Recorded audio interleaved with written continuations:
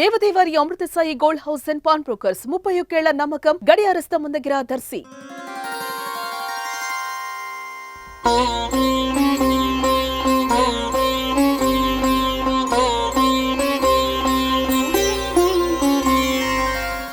Science కు అంతని అతీత శక్తులు ఎప్పుడూ ప్రశ్నిస్తూనే ఉంటాయి. ముఖ్యంగా దేవాలయాల్లో జరిగే వింతలు అంత చిక్కవు.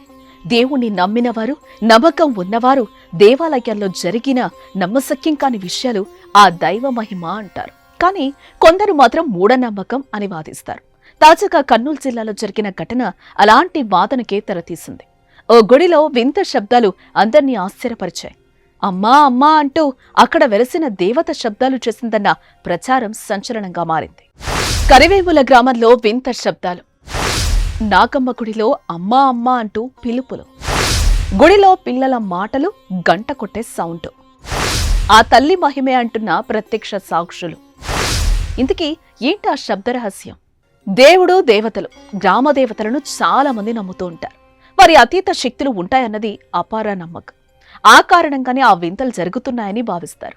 కర్నూలు జిల్లా దేవనకొండ మండలం కరివేముల గ్రామంలో కూడా అదే జరుగుతోంది.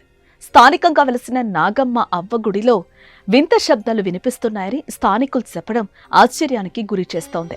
వెంకటేష్ మరియు లింగన్న రైతులకు చెందిన పొలం మధ్యలో ఎన్నో సంవత్సరాల నుంచి ఓ పుట్టకు పూజిస్తున్నారు.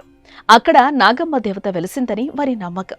గుడి నిర్మాణం చేపట్టకపోయినా ఆ ప్రదేశాన్ని గుడిగా భావించి భక్తి శ్రద్ధలతో కొలుస్తారు. ఎన్నో ఏళ్లుగా ఇదే జరుగుతోంది.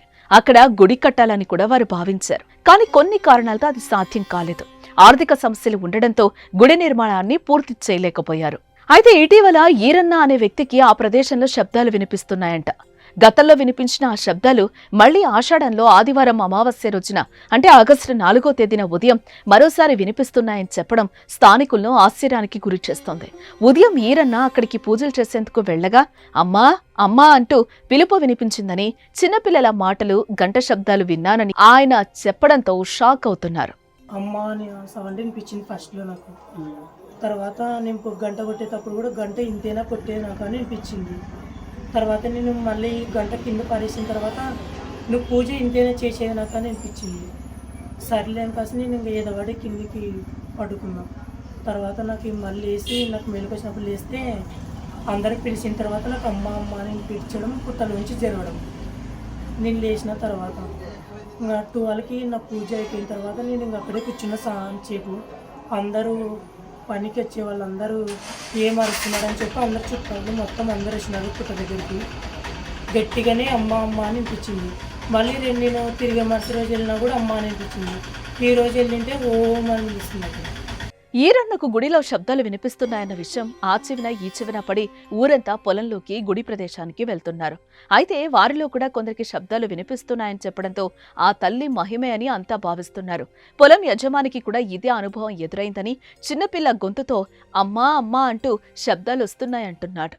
ఆ దేవతే స్వయంగా మాట్లాడుతుందని భావిస్తున్న స్థానికులు గుడి కట్టేందుకు సిద్ధమవుతున్నారు. అయితే ఎవరైనా వచ్చి సహాయం అందిస్తే గుడి నిర్మాణం పూర్తవుతుందని దాతలు ముందుకు రావాలని కోరుతున్నారు.